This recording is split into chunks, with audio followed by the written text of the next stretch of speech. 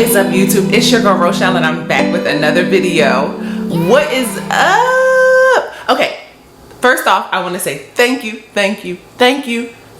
for liking, sharing, and subscribing. You guys are bomb.com. Thank you for tuning in to each and every video.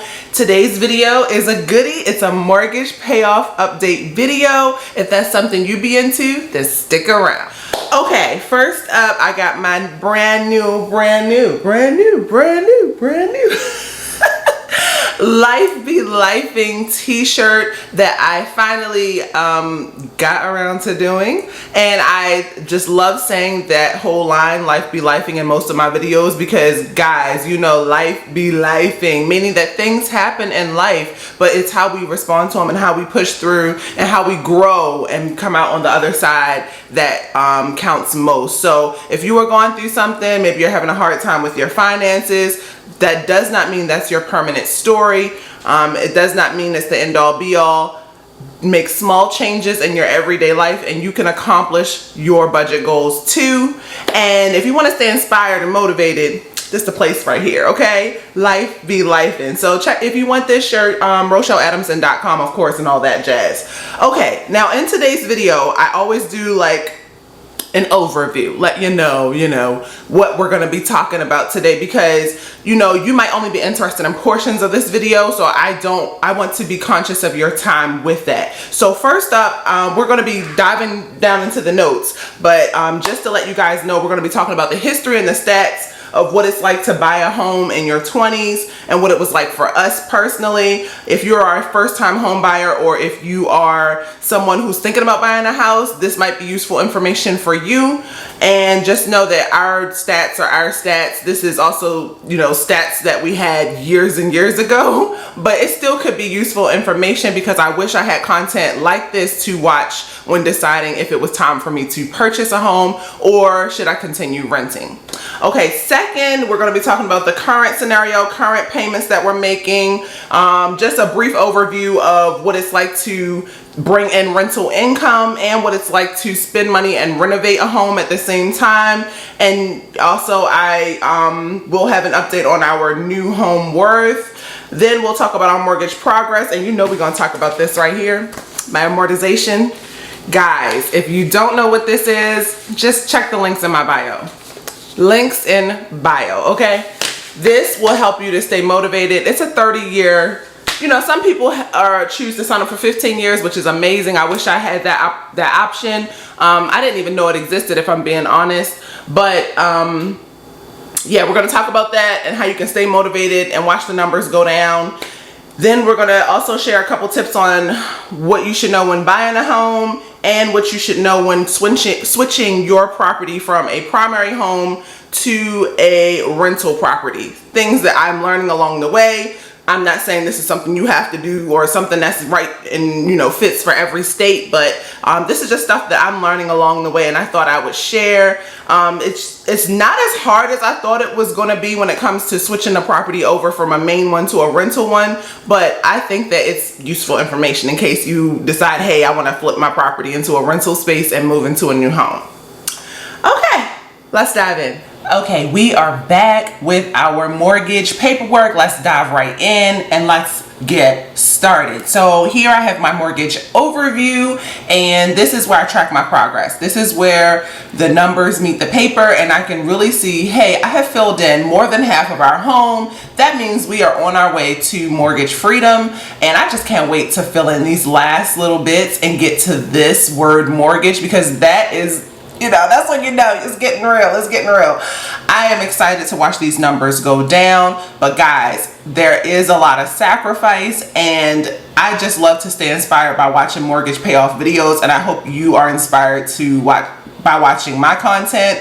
Positive vibes over here.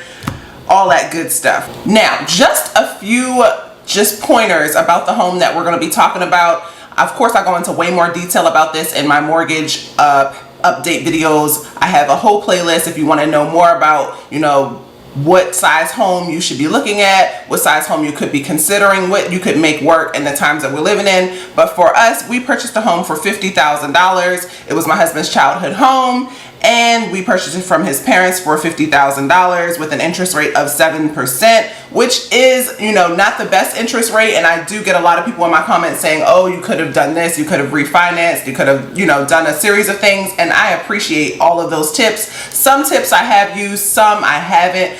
If I'm being honest, the interest, you know, being 7%, they've already made their money off of us. As you can see, we purchased this home in 2007. Okay, you can't see it because it's not on there. Oh yeah, it is. We purchased our home in 2007. So, you know, they've already made most of their money off of us because they do tend to front load the interest on your mortgage plan. And so because we're so close, we're right at the end, we decided not to make any changes because we did not want to have to pay for closing costs and all that jazz. So anyway, that's where we stand. Our original minimum payment was $542.47. It was a 30-year loan. Our payment included the principal, interest, and an escrow account where they would pay for our PMI, our homeowner's insurance, our property taxes, and our ground rent. This is about 1,000 square foot home, maybe a little more, in an urban neighborhood with 3 bedrooms, 1.5 baths. And we were in our early 20s when we purchased this, making about $2,400 a month. Our credit score was in the low 600s, hence why interest was definitely higher. And this is why I say you have to, you know, do what works for you. For us, we were at the time listening to, you know, we stuck to the format of the Dave Ramsey way, but that proved to not be in our favor when it was time to purchase a home because our credit score definitely needed some help. It was on life support. And I wish we had gotten a better interest rate if we had a better credit score. But like you say, you know better, you do better. We had been married about 2 years at the time and we had no kids. The only reason that we knew we wanted to get out of our current rental was because this is how long ago it was, y'all. Our rent was about $800 back in 2006, 2007. I'm trying to find like more specifics on that, but rent was 3 digits, okay? And I know that's pretty much unheard of in the times we're living in, but our rental property went up to over $1,000 for that space. They told us if we wanted to renew, it would be 4-digit rent. And if I'm being honest, our space was pretty large, so we understood, you know, the large jump in rent, and we decided, you know what, let's see what our money can do for us elsewhere. And we started looking at housing options, and we were blown away by how much money people wanted for a house. And this was back in 2007. Mind you, we were, you know, in our early 20s when this was going on, maybe about 22, 23 maybe by then. And we just, you know, really ran it by our parents one day. I forgot how we were even talking about it, and they were like, well, you know, we're looking for a buyer. And that was, you know, how it all started. So we ended up buying it from family, which was a huge blessing. Yes, the home, we bought it for $50,000, but it is now worth about $150,000 right now. The housing market is just buck wild crazy right now. I can't even explain. And this is just a Zillow estimate, so it could be more, it could be less. I don't really dive into that because I refuse to pay for someone to come and appraise the space because we don't plan on selling. We plan on renting for the duration, at least for now, and we'll see how that. Can we just take a minute and pause and just dive into this bomb candle that is sitting in front of me right now? I wish we had smell-o-vision. Why didn't anything in Willy Wonka's movie come true? Anyway, this is a candle from the Hotel Collection by Sereno Candles. The scent is called 1000 Threads, and this is a small batch candle company using pure soy wax in all their candles, and I love it. This is their oversized candle. This is actually a special friend of mine who has this business, but please support if you want to know more about what other scents she has. It is just quality, y'all. It's giving a vibe. As soon as I lit it, it lit up the room. But not like in an overbearing way. You know what I mean? Anyway, yes, Sereno. Check her out on Etsy. You know I always have links below. Anyway, let's talk about this payment breakdown, okay? Because there's a lot that has changed over the years, and just to make things easier, I already wrote all of this out, okay? I can't talk and write at the same time. We already have accomplished that. So when we purchased the house, like I said, $542.47 was our mortgage payment every month. Like I said, a very modest home. And this was, you know, some years ago, at least 15 years ago, 2007, 14, 21. I don't know, y'all. A long time ago. What's 21 minus 7? That would be 14. Okay, there you go, 14, which is right on track because we are trying to pay this thing off within 15 years. So hence the urgency in all my videos. Anyway, I never knew to look at this stuff when I was, you know, getting into a home and getting into a 30-year agreement to be locked down and owing somebody for 30 years. But our principal payment, you would think like, oh, $542. That means I'm going to put a good amount toward my principal. Only $76.07 went toward principal, $246.60 went to interest, and $219.80 went to escrow.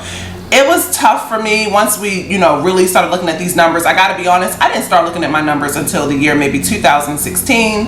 Of course, they're gonna cut grass right here, right now. How you doing, good sir? Getting it done, okay?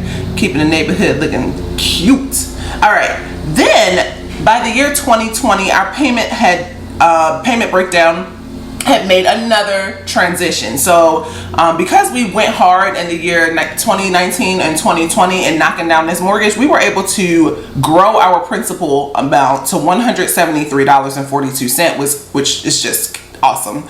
We decreased our interest, pretty much shaved $100 off and got it down to $149.25, and our escrow actually went up to about $273.97. And after looking at my numbers and doing some research, it pretty much just meant that our property taxes went up because the home, maybe because the home had increased in value. I don't know, but for whatever reason, our insurance payment stayed the same. So I'm pretty sure it's the taxes. Because you know, taxes, they always going up, right? But anyway, I wanted to see what progress we had made since last year. So that is where we come over here. Let me see if I can get you guys a little closer. Hopefully you guys can see that clearly. But anyway, the payment breakdown pretty much goes like this now. Our principal now gets $227.84. Our interest gets $94.83. Ha ha ha ha. And our escrow stayed pretty much exactly the same at $273.97. We are going to return to the escrow piece of this in a minute, but I wanted to, you know, share with you guys how you should always track your payments. And, you know, if you watch my budget content, you know that I do income. I believe in tracking your income and diversifying your income, diversifying your spending, and diversifying your payments. Like, get into it. You want your payment to really do the most for you. And this was just, you know, but the years between 2007 and 2019 were years where we were only making the minimum payment and maybe a few dollars extra. So we really tested ourselves and pushed ourselves so that we were able to really make some change and some progress with our numbers. So that's something you want to consider when you're looking at a home is, you know, I know I can afford the minimum payment, but will I be able to pay a little extra? This is just me adjusting the camera because I feel like I didn't like that view. Okay, now let's dive into how we're looking now, okay? So, you know, if you watch my mortgage payoff updates, you know I just put pen to paper and write it out. It's not in the cutest little format, but it gets the job done. And you can see that in the year 2021, especially since the month of April, we have made a lot of progress. Our starting balance in the month of April was $22,602.06. Now let's talk about the month of August. We made progress. If you want to know how that went, check out my other videos. But you can see here that in August, our mortgage got down to $16,255.85. Y'all, you're talking about like a change of at least $6,000. I am so, well, just under $6,000. I am so proud of us and what we were able to accomplish while, you know, really dealing with a lot. And so my husband had some extra income in the year 2019, 2020, and 2021, and we really wanted to throw it into our house. If I'm being honest, all of our money went there. We did blow a little bit when friends and family came to visit, but other than that, we really tried to make it count in the debt department. Okay, so now I'm coming at you guys with a mid-month check-in in the month of September because I'm going to track my progress a little more closely. I've been inspired by so many other channels who are tracking their mortgage payoff progress. And you know, I've mentioned so many channels before. And you know, just type in mortgage payoff update in the search engine and see what comes up. and just stay motivated. So far this month, we have gotten our mortgage down to $15,984.65. We made our regular mortgage payment of, let's see what that is now, $500. I did not write this total down, but this equals $596 and some change. I can't believe I didn't write that down. Our mortgage payment is basically just under $600 now, though. I'll put it across the screen what our mortgage payment equals that all together. So about $596 and change went to the mortgage, but then we always pay a little extra every time we make our regular mortgage payment. We sent $640 total to the mortgage. But look at the difference. And this is the disgusting part, that they get you down to the end, y'all. Only $271.20 actually went to the balance, the overall principal, to lower our numbers. But any progress, any additional payments we make for the rest of the month will directly go to the principal, and this is where we put in the work, y'all. I don't care if it's $20, I don't care if it's $10. We are sending whatever we can to the mortgage for the rest of the month. And this is pretty much how every month goes. You know, I spend the first half of the month paying the mortgage, you know, whatever it's owed plus a little extra, and then the second half of the month is where is the life hack, the mortgage hack. So let me know in the comments, what is your strategy when paying down your mortgage? Even if you aren't being aggressive, even if you're just being intentional and just sending an extra $5 or $10 every month, how much progress have you really made? Are you happy with your progress? So when I flipped over to my debt payoff tracker, I can really see my mortgage payment. So here's that minimum payment of $596.64, but we sent a total of $640 on the 12th of September, and there we go. We are now a part of the 15,000 crew. Y'all, by the end of this month, it would be so nice if we could find some extra money so that I know we'll make our usual double mortgage payment, so that'll be another $640 that we'll pay. And man, this grass guy is not playing. But you know, that will only bring us down to about $15,300 or so. And so I would really love to, you know, get this down to in the 14s. Like I said, when you know better, when you're tracking it, you can really, you know, challenge yourself to squeeze some extra ducats from other departments, and that's going to be the goal. Okay, so here we are at the amortization part of our journey. So this is what I do to track our progress over time, because you know, sometimes you're only able to make $20 extra payments, you know, at a time, maybe only $20 a month. And I want to show you how every little bit can really still move the needle. So this is all of our mortgage broken out over 9 pages. And in the last 14 years or so, we have been able to get this down to just these 2 pages here. And so that's what I'll focus on. First off, let me share with you what the categories are. There's payment date, payment, principal, interest, total interest, and balance. And so every time I grayed out or highlighted a portion of this schedule, it meant that we were knocking off money off our mortgage. But the cool part is that over time, you will start to get ahead because there's a certain amount of interest you're charged, but then there's also a certain amount of interest you're accruing over time for having the loan. Like for the life of the loan, they're making money off of you also. And so the quicker you are able to pay off your mortgage, the quicker you are able to avoid that unnecessary interest. And so, you know, a lot of people have their thoughts on whether you should go into debt. And the reality is you got to have a place to live. But if you are able to avoid getting into debt to have a place to live, shout out to you. This is just our journey, that's all. And so, you know, over time we have been able to consistently stay at least 10 years ahead on our mortgage, meaning that our payoff date, our scheduled payoff date is the year 2037, and the month is August. So August 2037 is when we're supposed to pay off this mortgage. But here we are in the month of September 2021, and we have, you know, stayed ahead. And of course, let's see. Let me stop talking and read real quick. Okay, so as of September 15th, 2021, we are 11 years and 3 months ahead on our mortgage balance. So we have gotten our mortgage down to at least $15,852.69. So that is just Beautiful. You know, we would not normally be at this balance until the year 2032, December 2032 at that. So basically the year 2033, which is crazy. It just sounds crazy to even say that year.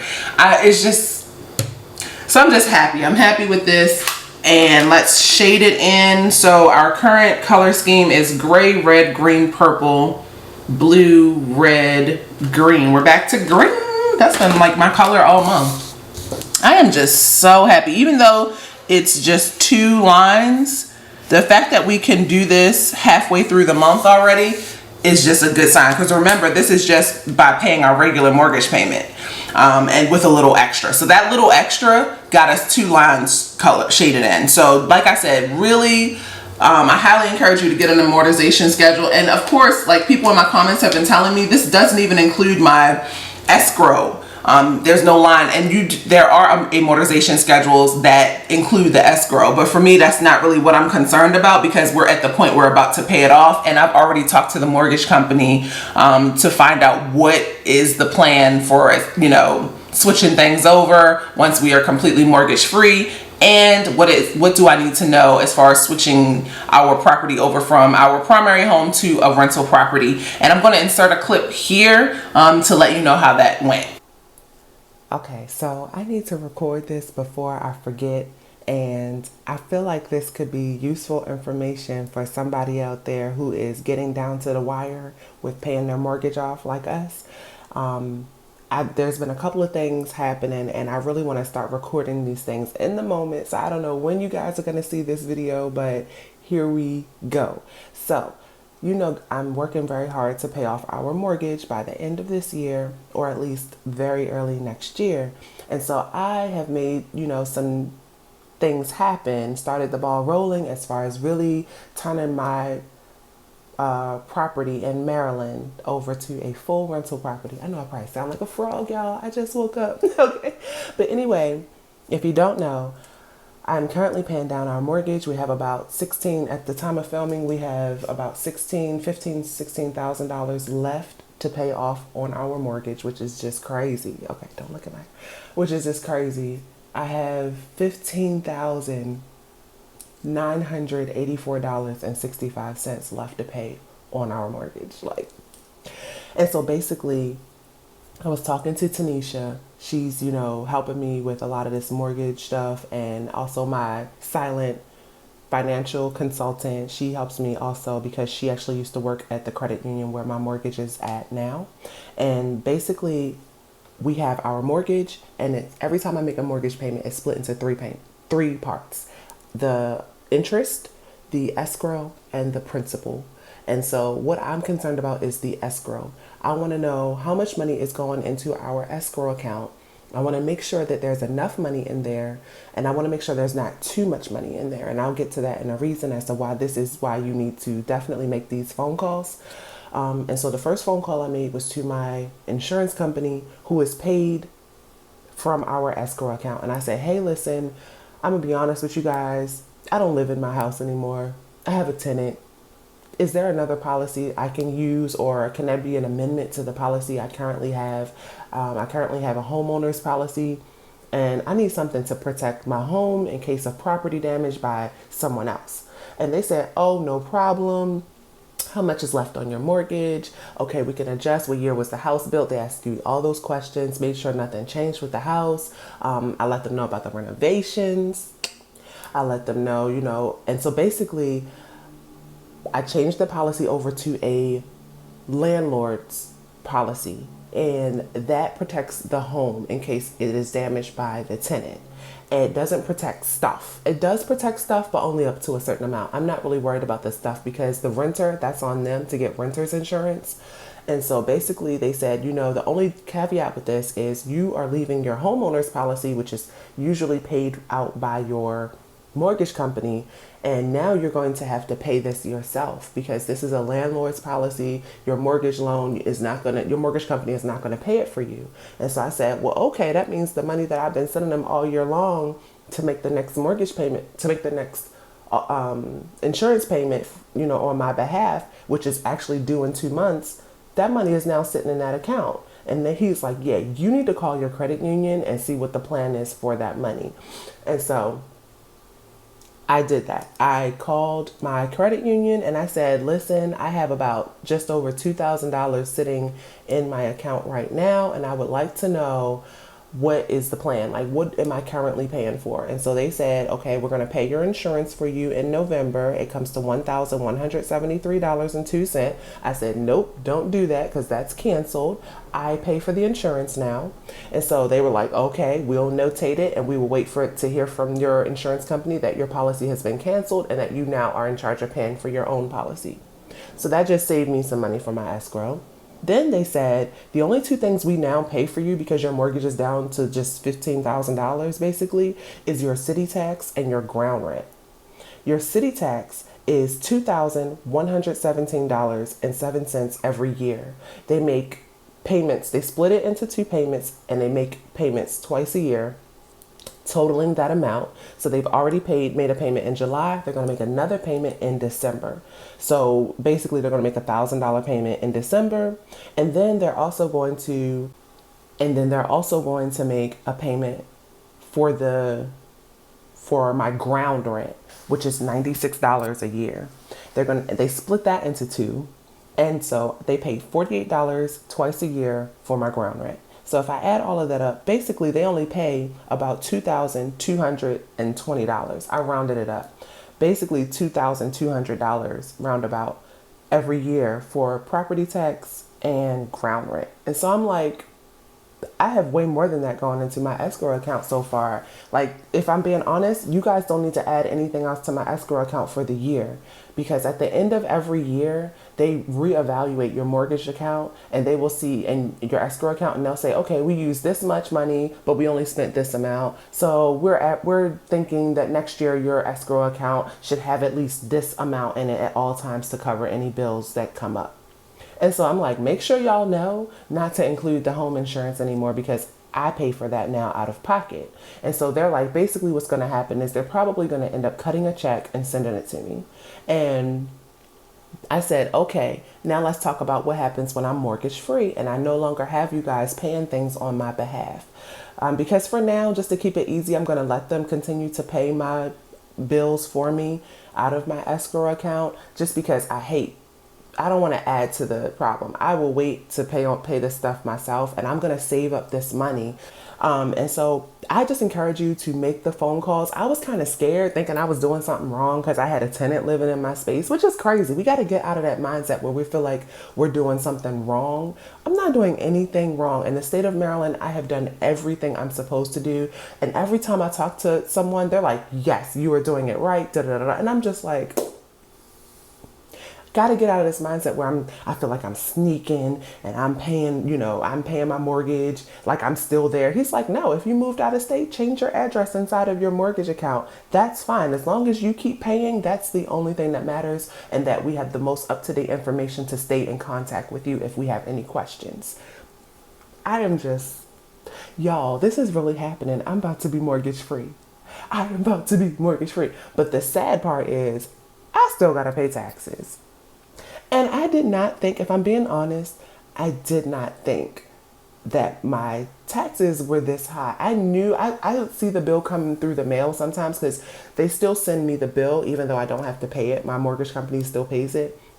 And it would say $2,000. And I was just like thinking that number goes down over time. Honey, no, taxes do not go down. Let me know in the comments. Do you guys know what your property taxes are, how much they cost every year? Do you have to pay $2,000? Is that a good number? Is your tax higher?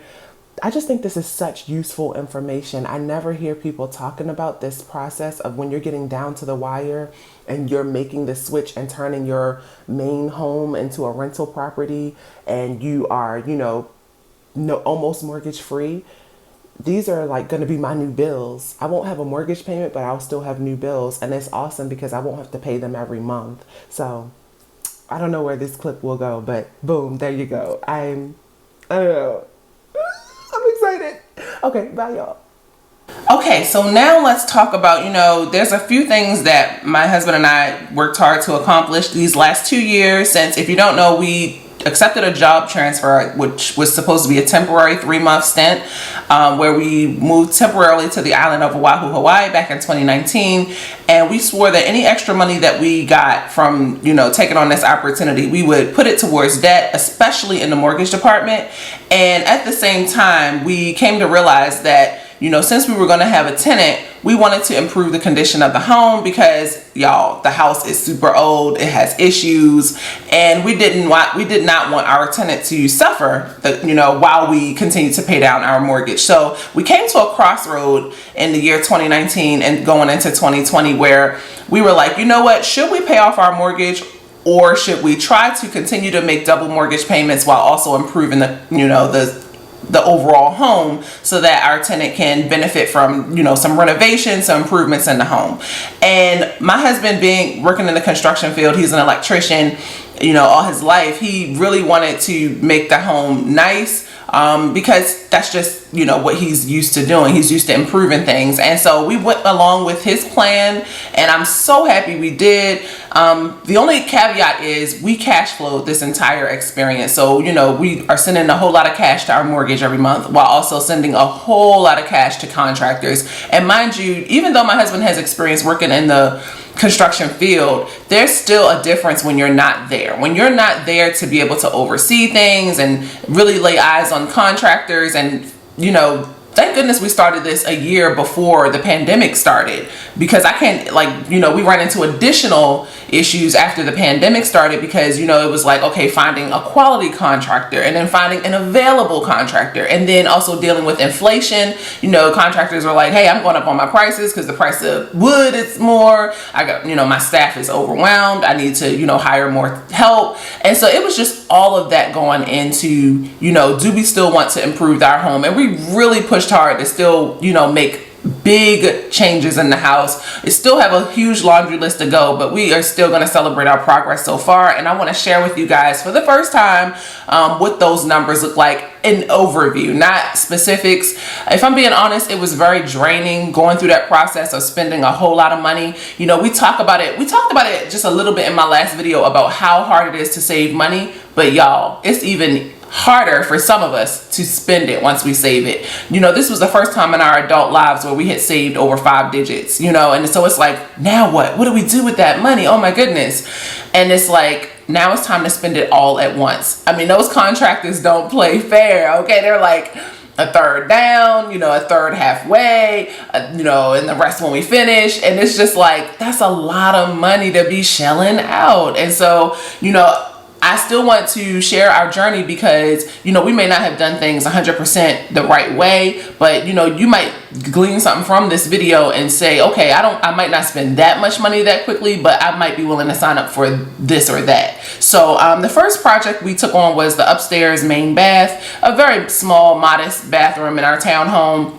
But it was very dated. I don't even know the last time it's been renovated. I'm sure Micah's parents did some renovations with it, but we just wanted to completely gut it out and start fresh. That's what just made sense to us. We had a couple of offers that tried to, just come in and do temporary fixes, which would just mean new fixtures, new toilet, new sink, and that jazz. But we were concerned about the damage that had been done from a storm with the roof because, this was an upstairs bath. And so we were just like, you know what, we don't want anything compromised. We're going to just go in and just have the whole thing gutted. We hired a contractor for that project, and we also paid him to oversee our AC installation to the home.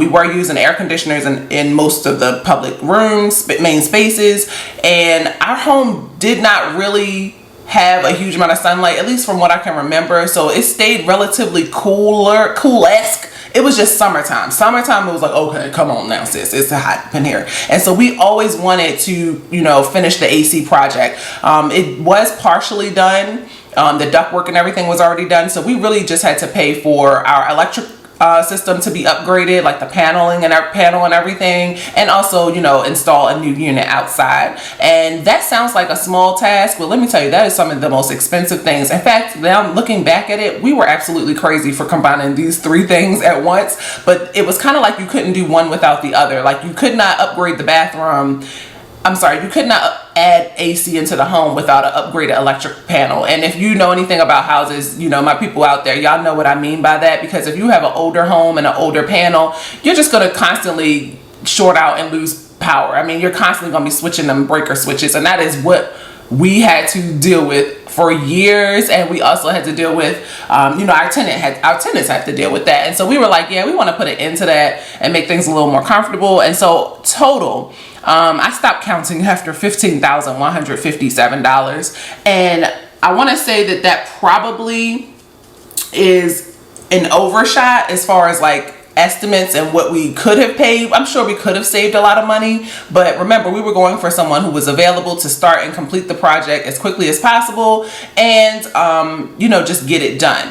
There were other options on the table that might have done it for a little cheaper, but the plan would have taken longer, and that was just something we weren't interested in, you know, since we already had a tenant there.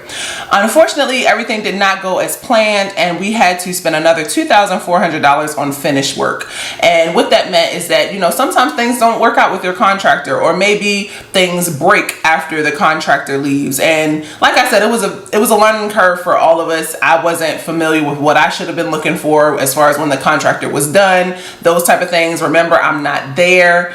We're in a pre-pandemic at this point. Nothing had happened yet, but I did not want to leave and go to the home until we had finished more major projects. And so I was depending on my tenants' eyes, my parents' eyes, you know, neighbors' eyes. And that was just, you know, looking back, I probably should have just flew in. But like I said, you know better, you do better. And the projects were completed. There are still a couple of things I would like to, you know, finish, but we're at the point where we spent over $15,000 and then another $2,400 to have those 3 things done, along with some miscellaneous projects like railings and things like that. Okay, moving on to the main project. I'm talking about the kitchen, the basement. Our kitchen is definitely downstairs. So on the lower level, we have the kitchen, the living room or / laundry room, and the half bath. I was really looking for a contractor at this point, a new one who would take on the whole project. I was not interested in having them come in and do one piece of it and then walk through all over, you know, the new freshness and mess it up, and while trying to improve the other space. So I really was looking for somebody who would meet me in the middle and do the entire level. Like I said, this is a home from the 50s. So, you know, you're talking about original work. And yes, the home was old, but this, especially on this level, it had a lot of different things that we had to deal with. I mean, it was just like, you're talking about stuff that's put up in a home that's not meant to come down.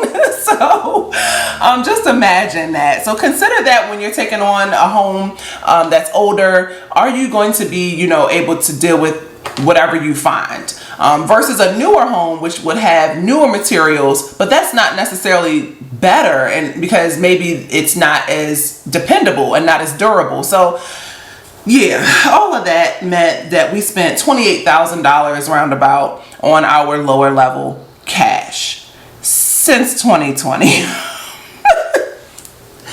So, yeah.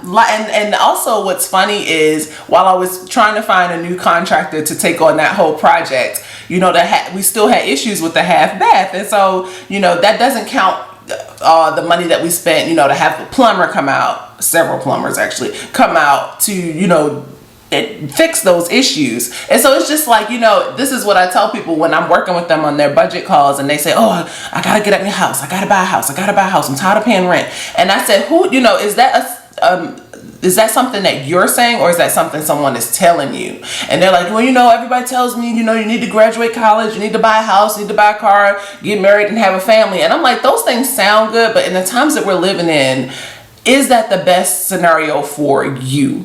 You know, maybe instead you could find, you know, a space where you could buy a home and have a tenant that lives in a different, you know, other part of the home, or maybe you could rent for cheaper. You just have to run the numbers over time. Like, what is your lifetime plan? Because 30 years is a long time. That's going to be the space you raise a family, you raise a dog, you do something. And it's just like, you know, sometimes we shouldn't be so quick to get into this huge plan, because you got to think about the maintenance, and you're going to get to that journey in the road, that fork in the road where you're like, okay, should I put money toward my mortgage, or should I put money into improving my home? And so those are the things to think about. The last thing, that major project we took on was definitely concrete repairs. After doing the inspection, we were like, man, this is super unsafe. We don't want people getting hurt. And so, we had gotten quotes before on concrete, and let me tell you, this is nothing. Anybody who has had concrete work done, I'm talking front and back, not even the entire slabs. We got maybe, I would say, that's tough to say, 50 to 75% of our entire concrete done, and it came to $1,900. They were quick, they were professional, highly recommend, but like I said, super expensive just to have something to walk on. And that is at our expense. Of course, we didn't have to do the sidewalk that touches, or that is done by the city or state, or city or county, sorry, but it's just like, doggone. So anyway, if you add all of that up, we pretty much spent just under $50,000 on improvements in our home, cash, and it's just a journey that has been, I'm proud of the home. I'm super proud of the home and the progress we made, but it's just like, man, that was a lot of money. I don't know if I would have spent that much money that quickly. And that some of it wasn't, by choice. It's like, man, you see this unsafe concrete, you got to get it done. If you are the type of person that just likes, you don't want nobody getting hurt, get it done. But, maybe we could have got a patch job done for $500. But so it's like, you know what, I might as well just get it all done, So anyway, that's how it's going so far in the reno department. What definitely helped to offset a lot of this was bringing in rent. And so we brought in about just about $15,000 in rent since being here in Hawaii. And so that definitely helped to offset about, just about a third of this project. And so I'm definitely grateful, super grateful for that. But yeah, y'all, it's no joke. It's no joke having a home and maintaining it. And I'm just grateful that our home is on the smaller side, very small compared to some of the homes I see, driving by and stuff. And I'm just like, man, I can't imagine how much their projects are going to be, because, their home is double or triple the size of ours. Okay, so unfortunately, we don't get to shade in anything on our house just yet. Hopefully, after our double mortgage payment later this month, we will be able to shade in a line or two, but we aren't there yet, y'all. This is a tough house to fill in, okay? But we are pushing through. I'm so glad I have the amortization schedule to keep me, motivated. And so, if I'm thinking about, tips to know when switching to a rental property, just about the mortgage in general, and insurance, we already covered that. Switching your mail over, switching your utilities over. Just, take it one thing at a time. It can seem kind of overwhelming, but just making those adjustments over time. I was really shocked when I talked to my insurance company how they were just like, oh, congrats on paying down your home, because, they ask about the value of your home versus, how much you have left on your home when asking to switch from a homeowner's policy to a landlord policy. And so they were just like, you're doing everything right. I'm like, I told them, I was like, I gotta be honest, I didn't know that I was supposed to switch insurance policies, and now that I know, here I am calling. They were very understanding. Same thing with my mortgage company. Just change of address, all that stuff. I'm going to work on a checklist, because I think that would be really good for people to have, just to know, like, hey, this is what I should be doing when I'm considering, taking on this new project. So I'm writing that down literally right now. Mortgage, no, this would be a rental property checklist. Because there are some things I'm like, dang, even this week I'm working on switching over stuff, and it's just like, man. And also, good news. I'm not going to speak more on it yet, but I actually hired a property manager. Y'all, this has been a long time coming, and hopefully it will make things more seamless as far as, you know, because remember, I was the one contacting all these contractors and all these maintenance people and all these, you know, pest control and all of that. And it's just like, I'm all the way over here in Hawaii. Imagine the time difference and everything. And it was really wearing me thin. I was like, you know, on the phone late at night, early in the morning. And it's just like this, it didn't feel right. You know, I don't mind if something doesn't feel easy because I'm willing to put in the work, but yeah, I'm just not interested in continuing it being this way. So I am excited to see how that will go with having a rental property, having a property manager. She has tons of experience as far as dealing with, you know, maintenance and having a, you know, looking at tenants and all that. She's actually used to multiple tenants. So I'm excited to learn more from her on what things I need to be doing to make sure that, you know, the house is good to go for the tenants. And so, yeah. So, you know, I always have to end every mortgage payoff update video with some tips that I would share if you are getting into the home buying mortgage game, or maybe you're new here, or maybe you've been like me and you just have never thought about paying down your mortgage quickly. I love to share the things that people, you know, share with me and that I learn and that I research, because there's, like I said, there's so many differing opinions out there about whether you should buy or rent, or whether you should pay down your mortgage quickly versus investing. You know, I say all that to say, I've said this in previous mortgage payoff update videos, I am definitely team invest. But it's just that our mortgage was so small compared to the average, you know, US mortgage. And so we were like, let's just go ahead and knock this thing out, and then we can get into the mortgage game hot and heavy. So of course, if I were somebody right now looking at a home, I would definitely try to pay as much as I could in cash for that home. That way it would lower your mortgage property down as much as possible. I would definitely buy as little house as you can, or the choice that makes the most sense for you and your family and your household. Like if you are someone who lives alone, do you need a 3-bedroom, 2-bath home? Could you make it work in a 2-bedroom, 1-bath home? Or do you plan on, you know, growing your family, and are you thinking about that too? I just be really careful with how much house you take on, because that is just as much home that you have to manage and maintain. Also, I don't subscribe to the whole, you know, don't wait till you're older or have a more stable job to buy. I think the thing that's saving me and Micah the most is that we bought our home when we were so young.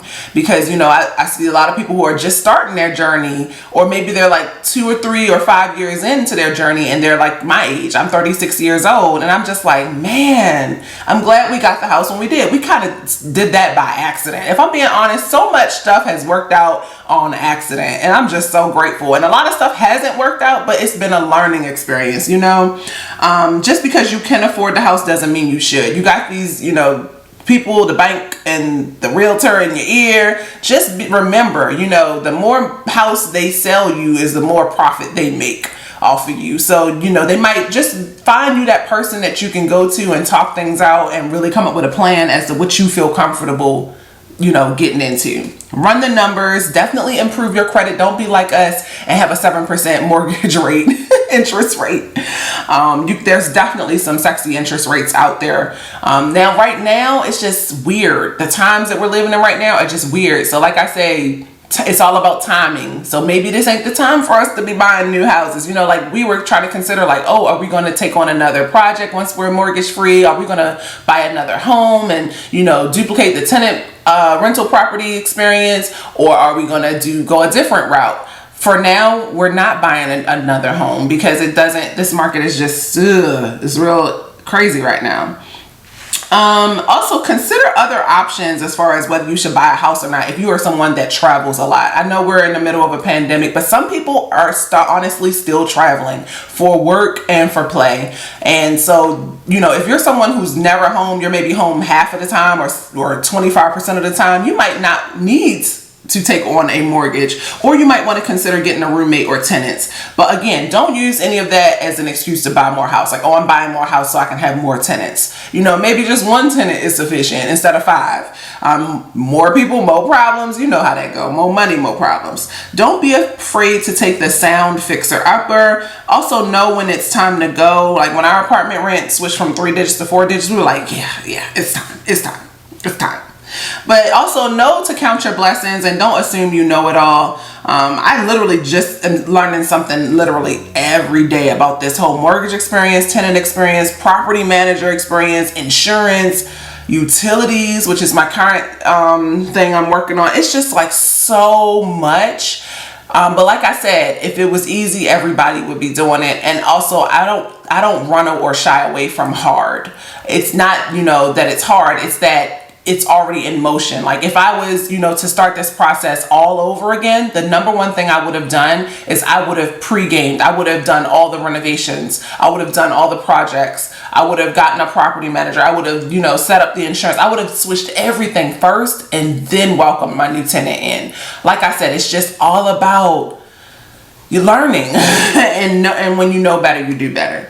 So those are some of the things I wish I knew when we bought our first home. I can't wait to read your comments and see what things have worked for you in your scenario. Let me know in the comments. Are you a homeowner? Are you thinking about it? Do you have tenants? Do you have multiple properties? I have learned so much from this community, and I am just grateful that you guys even take the time to watch my content. I'll see you guys in the next video. It's probably gonna be a budget video or a cash stuffing video. This is my this is my bag. This is why I budget. This is why I cashed up so we can get rid of this thing right here.